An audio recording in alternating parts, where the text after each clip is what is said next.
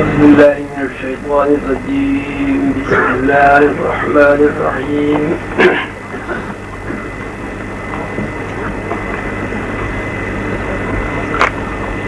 لو أنزلنا هذا القرآن على جبل لرأيته لو أنزلنا هذا القرآن على جبل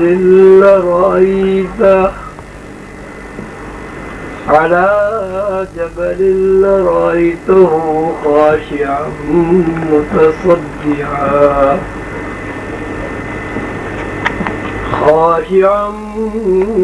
متصدعا من خشية الله. وتلك الأمثال نضربها للناس لعلهم يتفكرون.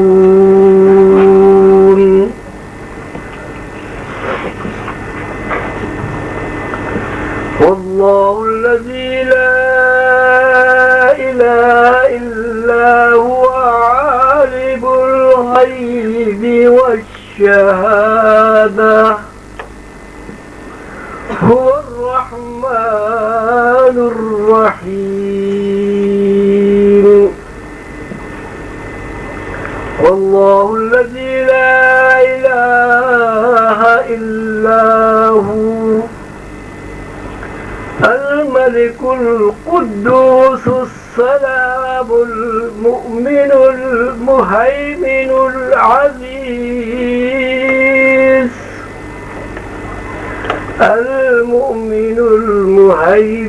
العزيز الجبار المتكبر سبحان الله عما يشركون.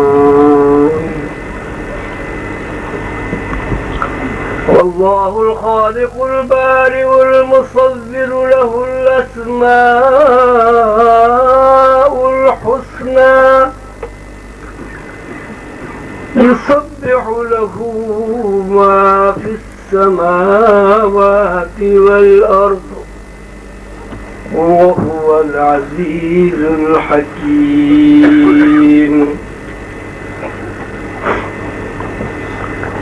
سورہ حشر کی اس آخری رکوع میں میں نے ابھی آپ کے سامنے تلاوت کیا. اللہ تعالیٰ نے غور و فکر کی دعوت دی ہے اور اللہ تعالیٰ نے یہ بھی فرمایا ہے کہ ہم لوگوں کو مثالیں دے کر سمجھاتے ہیں. ان آیت میں اللہ تعالیٰ نے یہ بھی فرمایا ہے کہ اگر ہم قرآن کو پہاڑوں پر نازل کر دیتے تو پہاڑ ریزہ ریزہ ہو جاتے. اور یہ مثالیں ان لوگوں کے لیے ہیں جو غور و فکر سے کام لیتے ہیں. اس کے بعد اللہ تعالیٰ نے اپنے صفاتی اسماء کا تذکرہ کیا ہے اور یہ بھی فرمایا ہے کہ ان صفاتی اسماء کا فائدہ بھی ان لوگوں کو فائدہ پہنچتا ہے. ان صفاتی اسماء کا فائدہ بھی ان لوگوں کو پہنچتا ہے جو اللہ تعالیٰ کی طرف متوجہ ہوتے ہیں اور اللہ تعالیٰ کا شکر ادا کرتے ہیں. پہلی بات تو یہ ہے کہ قرآن کے بارے میں یہ ارشاد کہ ہم اسے اگر پہاڑوں پر نازل کرتے تو پہاڑ ریزہ ریزہ ہو جاتے. قرآن کی حکمت، قرآن کی طاقت اور قرآن کے اندر جو انوار و تجلیات کا جلال ہے اس کا تذکرہ اللہ تعالیٰ نے فرمایا ہے. ایک آدمی بڑے آسانی کے ساتھ 10-20 قرآن اپنے سر پر رکھ سکتا ہے. 10-20 قرآن سر پہ رکھ کر وہ میل 2 میل پیدل بھی چل سکتا ہے. قرآن پاک کا اس طرح سروں پر رکھنا اور قرآن پاک کے اندر اس کی جلد کے صفحات کا جو بوجھ ہے اسے برداشت کرنا، یہ معنی پوری نہیں کرتا کہ اگر قرآن کو پہاڑوں پر نازل کر دیا جائے تو پہاڑ ریزہ ریزہ ہو جائیں گے. قرآن پاک کے اندر جو حکمت نظائر بیان کی ہے وہ ایک طاقت ہے، ایک بہت بڑی طاقت ہے. ایسی طاقت کہ شعور اس کو کسی بھی طرح برداشت نہیں کر سکتا. شعوری اعتبار سے پہاڑ اللہ تعالیٰ کی ایسی سنت ہے، ایسی تخلیق ہے کہ جس کے بارے میں شعور یہ جانتا ہے کہ پہاڑ بہت مضبوط چیز ہے، پہاڑ چٹان ہے، اس میں اگر گھن بھی چلائے جائیں تو وہ اس کے اندر نہ دراڑ پڑتی ہے نہ وہ ٹوٹتا ہے، بلکہ یہ بھی ہو سکتا ہے کہ اس گھن کی وجہ سے آدمی خود زخمی ہو جائے. یہ ایک شعوری بات ہے جو ہر انسان جانتا ہے کہ پہاڑ میں بہت سخت جان ہوتا ہے، بڑی سے بڑی طاقت کو برداشت کر لیتا ہے. وہ شعوری اس کے اندر جو مزاحمت ہے، شعوری اس کے اندر جو سکت ہے، اس کا تذکرہ پہاڑ کے نام سے کیا جاتا ہے. اللہ تعالیٰ فرماتے ہیں اگر ہم قرآن کو پہاڑ پر نازل کر دیتے تو پہاڑ ریزہ ریزہ ہو جاتا. اب قرآن پاک انسان پر نازل ہوا، انسانوں کے لیے نازل ہوا، اس کا مفہوم یہ نکلا کہ انسانوں کی جس ایجنسی پر، جس انسان کی ذہن اور دماغ کے جس حصے پر قرآن نازل ہوا وہ پہاڑوں سے اور چٹانوں سے زیادہ مضبوط ہے. اگر انسان پہاڑوں سے اور چٹانوں سے زیادہ مضبوط نہ ہوتا تو قرآن کے انواع و تجلیات سے یہ بھی ریزہ ریزہ ہو جاتا اور دل کا خاکستر بن جاتا. ایک طرف تو اللہ تعالیٰ کے ارشاد میں ہمارے لیے یہ نشاندہی ہے کہ انسان سکت کے اعتبار سے، انسان برداشت کے اعتبار سے پہاڑوں سے بہت زیادہ مضبوط ہے. دوسری طرف جب ہم یہ دیکھتے ہیں کہ ہم قرآن پاک کو سر پر 2, 4, 10, 20 رکھنے کے باوجود بھی ہمارے اوپر اتنا بوجھ نہیں پڑتا کہ جتنا ایک بوری وزن اٹھانے سے آدمی کی بوجھ محسوس کرتا ہے اور اس کی ٹانگیں کب کبانے لگتی ہیں. تو اس کا یہ مفہوم نکلا کہ ہم جس طرح قرآن کو پڑھتے ہیں، ہم جس طرح قرآن کو شعوری طور پر دیکھتے ہیں، وہ اللہ تعالیٰ کے ارشاد کے مطابق قرآن کی حکمت، قرآن کی تعلیمات اور قرآن کے انوار سے فائدہ اٹھانا نہیں ہے. یہ بات آپ لوگوں کی سمجھ میں آ گئی ہے کہ قرآن محض صفحات پر لکھے ہوئے الفاظ کا نام نہیں ہے. قرآن کے جو الفاظ ہیں اس کے اندر جو معنی اور مفہوم ہے اور جو حکمت ہے اس کا نام قرآن ہے. الفاظ کی جادوگری ہے کہ اگر آپ کسی آدمی سے شیریں الحان سے بات کریں، خوش گفتاری سے پیش آئے تو الفاظ کا اثر انسان کے دماغ پر اچھا پڑتا ہے. لیکن اگر آپ نفرت سے، حقارت سے، کرخت آواز سے بات کریں تو الفاظ کا اثر خراب مرتب ہوتا ہے، انسان کے اوپر بوجھ پڑتا ہے.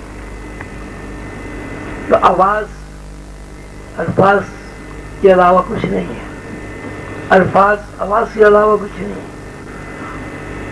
اور اللہ تعالیٰ فرماتے ہیں تلک الامثال کہ ہم یہ مثالیں دے کر بیان کرتے ہیں انسانوں کو تاکہ وہ سوچ و بچار کریں اور تفکر کریں. تو قرآن کی طاقت کا اندازہ کرنا، قرآن کی حکمت سے فائدہ اٹھانا، قرآن کے الفاظ کے اندر جو انوار و تجلیات کام کر رہے ہیں ان کو دیکھنا، سمجھنا اور ان الفاظ کی روشنی سے اپنے اندر جگمگاتی دنیا کو دیکھنا اللہ تعالیٰ کے ارشاد کے مطابق اسی وقت ممکن ہے جب ہمارے اندر تفکر کا پیٹرن تخلیق ہو جائے. اگر تفکر کا پیٹرن ہمارے اندر نہیں بنے گا تو ہم قرآن سے فائدہ نہیں اٹھا سکتے. اگر ہمارے اندر سوچ، سمجھ، بصارت، بصیرت پیدا نہیں ہوگی قرآن سے ہم فائدہ نہیں اٹھا سکتے. آج کی یہ آپ کی جو ورکشاپ تھی اس میں جتنے بھی گھنٹے آپ کو ملے یہ سارا وقت آپ نے سوچ، وچار اور تفکر میں پورا کیا. یہی تفکر اگر ہم اپنی زندگی پر محیط کر لیں اور یہ چند گھنٹوں کا تفکر ہماری زندگی کا احاطہ کر لے تو اللہ تعالیٰ کے ارشاد کے مطابق ہمارے اندر تفکر کا ایسا پیٹرن بن جائے گا کہ جس پیٹرن میں اتنی طاقت اور سکت ہوتی ہے کہ وہ قرآن کو برداشت کر لیتا ہے، اس قرآن کو برداشت کر لیتا ہے جس قرآن کو پہاڑ بھی برداشت نہیں کر سکتے. تجزیہ رنگ و نور کے تحت آج کی ورکشاپ بلا شبہ سوچ، ریسرچ اور تفکر کی ایک مثالی نشست تھی. یہ مثالی نشست ہمیں اس بات کی دعوت دیتی ہے، ہمیں اس طرح متوجہ کرتی ہے کہ جس طرح ہم نے یہاں اجتماعی طور پر اور انفرادی طور پر اللہ تعالیٰ کے اس ارشاد کو پورا کرنے کی جدوجہد اور کوشش کی ہے کہ انسان تفکر کے علاوہ کچھ نہیں ہے. ہم یہاں سے جانے کے بعد بھی تفکر کو اپنا شعار بنائیں گے، تفکر کے لیے وقت نکالیں گے اس وقت تک جب تک ہم اس قابل نہ ہو جائیں کہ قرآن کی عظمت اور قرآن کی حکمت کو پوری طرح سمجھ سکیں. آپ حضرات نے اللہ کے نام پر جس طرح وقت نکالا، یقیناً یہ اللہ تعالیٰ کے راستے پر چلنے کے لیے ایک جذبہ ہے، جہد ہے، کوشش ہے. اور اللہ تعالیٰ نے قرآن پاک میں اس بات کو وعدہ فرمایا ہے کہ جو لوگ میرے لیے میرے راستے میں جد و جہد کرتے ہیں اور اس جد و جہد میں انسان کی اپنی ذات انوالو نہیں ہوتی، صرف اللہ ہوتا ہے، تو اللہ تعالیٰ نے اپنے اوپر لازم کر لیا ہے کہ راستوں کی ہدایت بخشتا ہے. والذین جاہدوا فینا لنہدینہم سبلنا. وہ لوگ جو خلوص دل سے، ایثار سے، اپنی ذات سے ہٹ کر اللہ کے لیے جد و جہد کرتے ہیں، اللہ تعالیٰ فرماتے ہیں کہ ہم نے لازم کر لیا ہے کہ ہم ان کو اپنے راستوں کی ہدایت عطا کریں گے. راستوں کی ہدایت سے مطلب یہ نہیں ہے کہ اللہ تعالیٰ تک رسائی کے لیے کوئی ایک راستہ متعین ہے، اس لیے کہ اللہ تعالیٰ کی لامحدود ہستی ہے. کسی لامحدود ہستی تک پہنچنے کے لیے کسی ایک راستے کا تعین نہیں کیا جا سکتا. کوئی ایک بہت بڑا شہر ہے، اس ایک بڑے شہر کے لیے کوئی ایک راستہ متعین نہیں ہوتا، بہت سارے راستے ہوتے ہیں.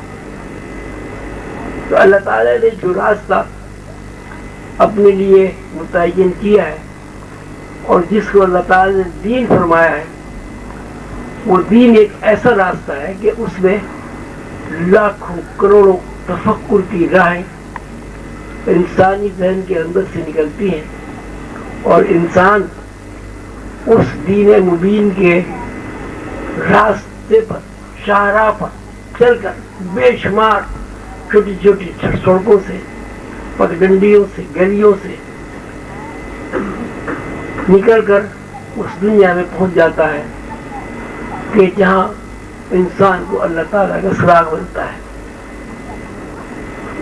ورکشاپ کا مقصد یہ ہوتا ہے کہ انسان کی سوئی ہوئی صلاحیتیں بیدار ہوں اور انسان کے اندر سکت پیدا ہو، انسان کے اندر شعوری محدودیت جو ہے وہ لامحدودیت کا سفر شروع کرتے ہیں.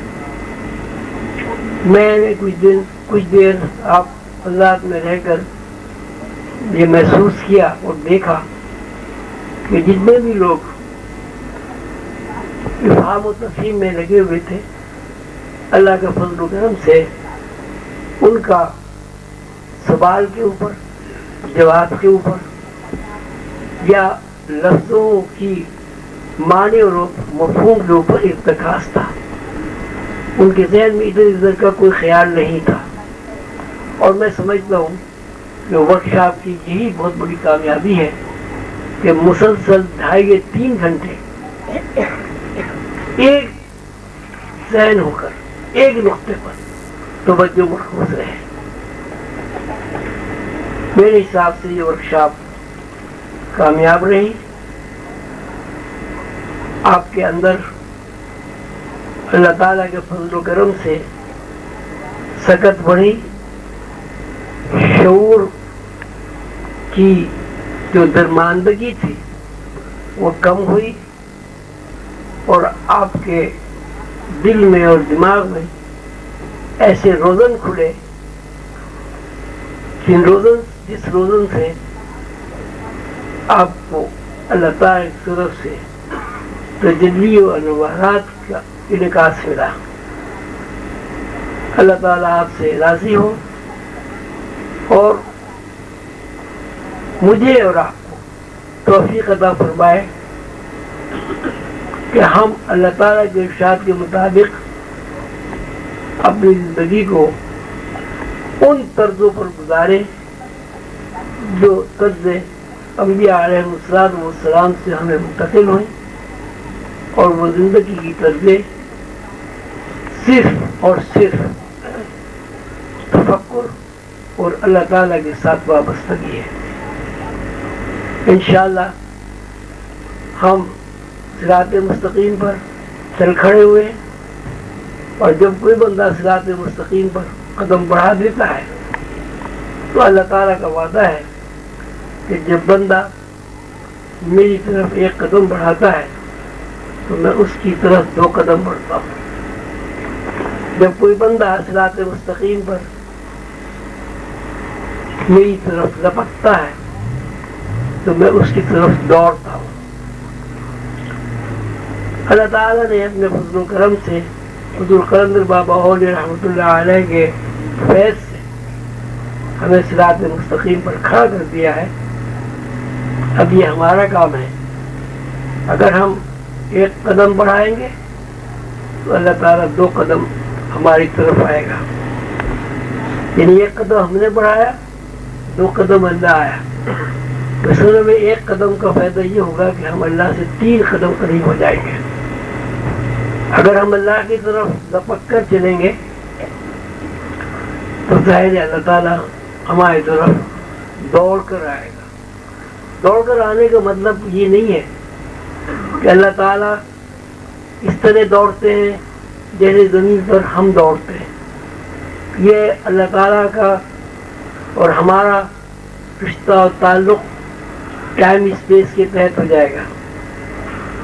دوڑنے کا مطلب قربت ہے، یعنی اللہ تعالیٰ جتنے آپ سے قریب ہے وہ قربت آپ کے اوپر کھل جائے گی. آپ یہ دیکھنے لگیں گے کہ اللہ تعالیٰ آپ سے کتنا قریب ہے.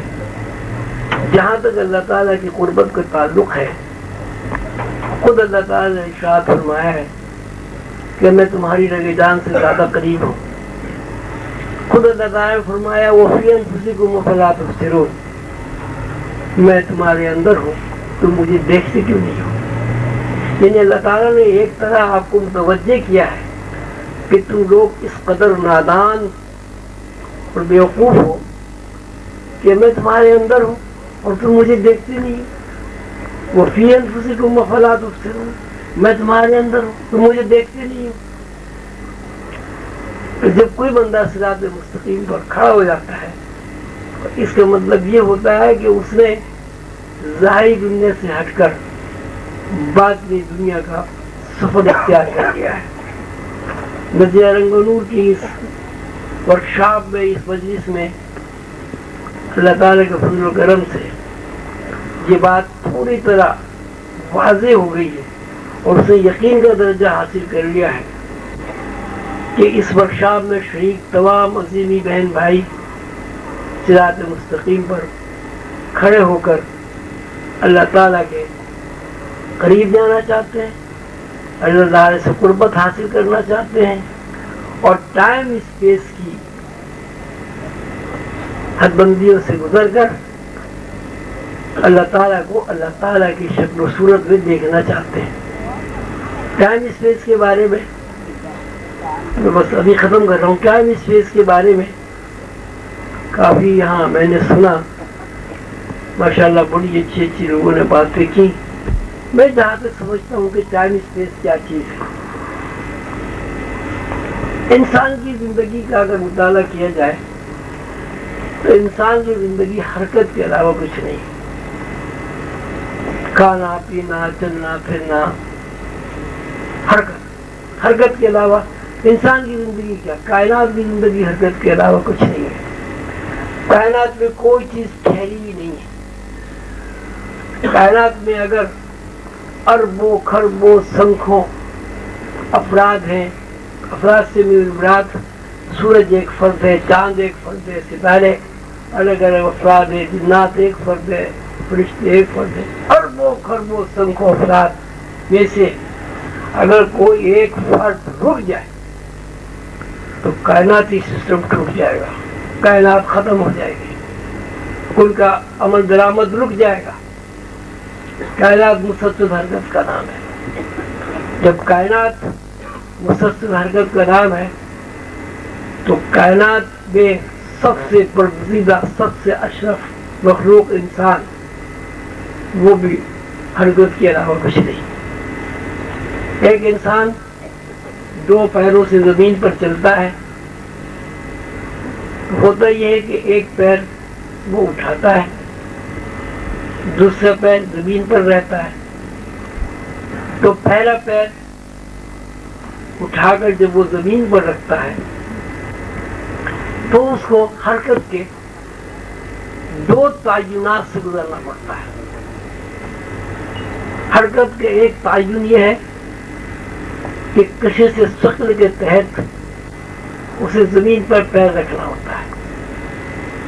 حرکت کا دوسرا تعین یہ ہے کشش ثقل میں داخل ہونے کے لیے اسے پیر اٹھا کر خلا میں کچھ وقفے کے لیے رکنا پڑتا ہے. اس کا مطلب یہ ہوا کہ انسان کا ایک پیر اٹھ کر جب دوسرا پیر زمین پر پڑتا ہے تو دراصل وہ زمین کے اوپر نہیں چل رہا ہے، وہ خلا میں چہل قدمی کر رہا ہے. اگر خلا نہیں ہوگا تو حرکت نہیں ہوگی. حرکت کے لیے خلا کا ہونا ضروری ہے. ساتھ ساتھ خلا کے ساتھ ساتھ کشش ثقل کا ہونا بھی ضروری ہے.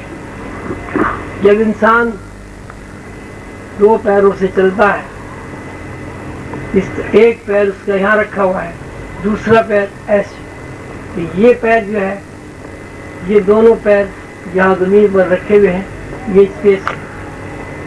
اور جب ایک پیر اٹھاتا ہے آدمی تو ایک پیر اٹھانے کے اور پیر رکھنے کے درمیان میں جو خلا ہے یہ زمانیت ہے. انسان زمانیت اور مکانیت دو دائروں میں حرکت کرتا ہے، اور جہاں کہیں سے ثقل نہیں ہے، خلا ہے، وہ سب زمانیت ہے،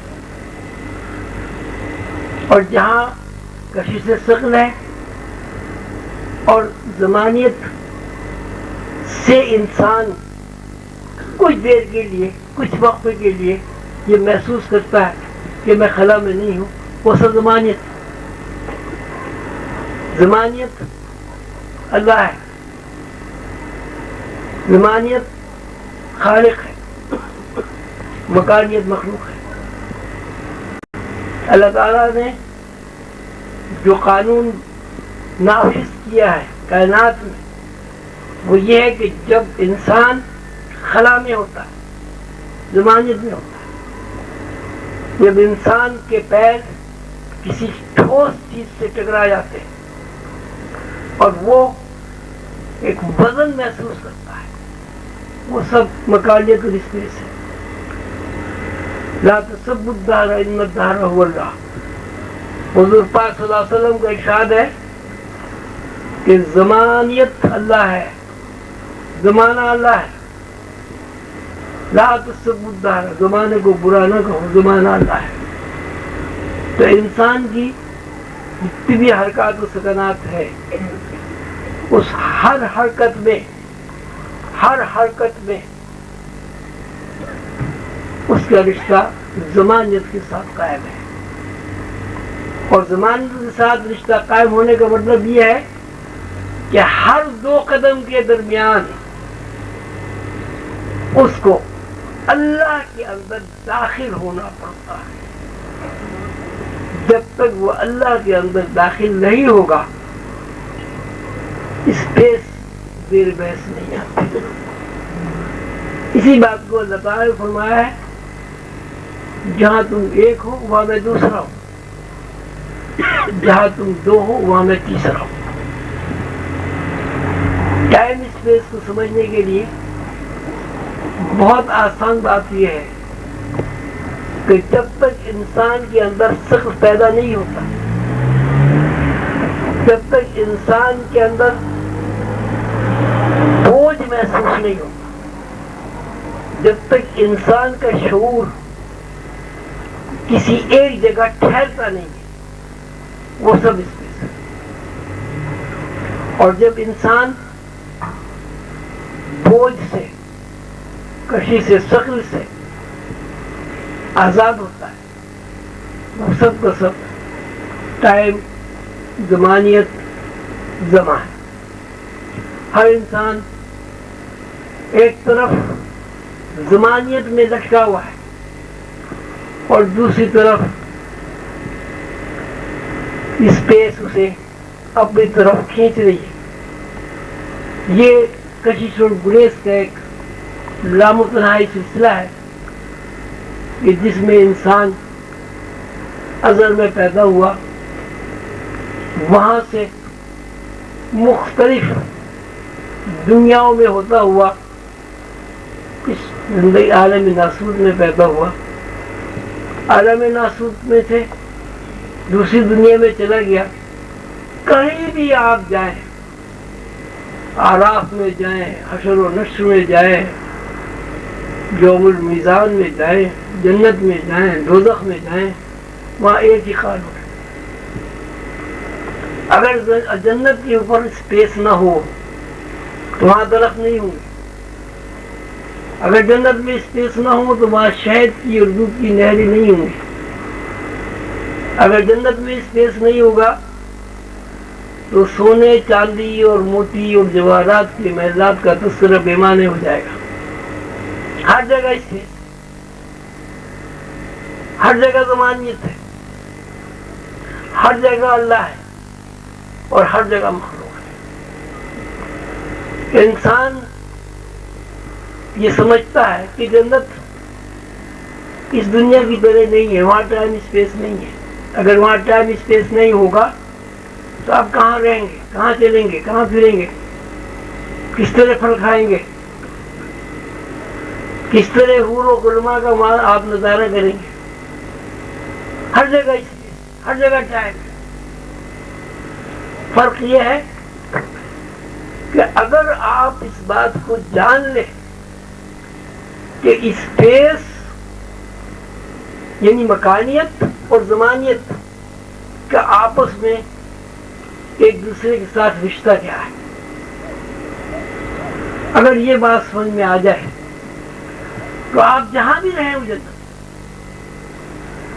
مثلا اگر اس دنیا میں آپ اس رشتے کو تلاش کر لیں کہ انسان کا جب ایک قدم اٹھ کر زمین سے اور دوسرے قدم پر پڑتا ہے وہ جو وقفہ ہے، چاہے وہ 1 منٹ کا ہو، 1 لمحے کا ہو، 1 سیکنڈ کا ہو، وہ سب ضمانت ہے.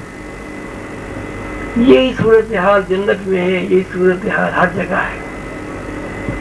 اور اسی کو اللہ تعالیٰ نے فرمایا الا انہ بکل شیء محیط. ایک دائرہ ہے کہ اس دائرے سے کوئی مخلوق باہر نہیں نکل سکتی. الا انہ بکل شیء محیط. تو یہ ایک اللہ تعالیٰ کا نظام ہے. اس نظام کو سمجھنا آسان نہیں ہے. یہ حضور قلندر بابا مولوی رحمۃ اللہ علیہ کا اعجاز ہے.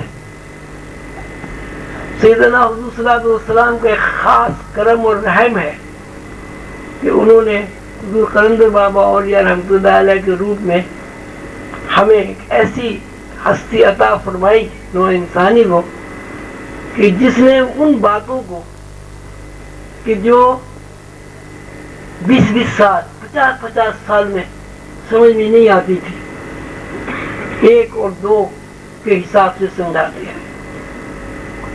خواجہ غریب نواز کے بارے میں تاریخ شاہد ہے کہ 18 سال کی عمر میں بیعت ہوئے.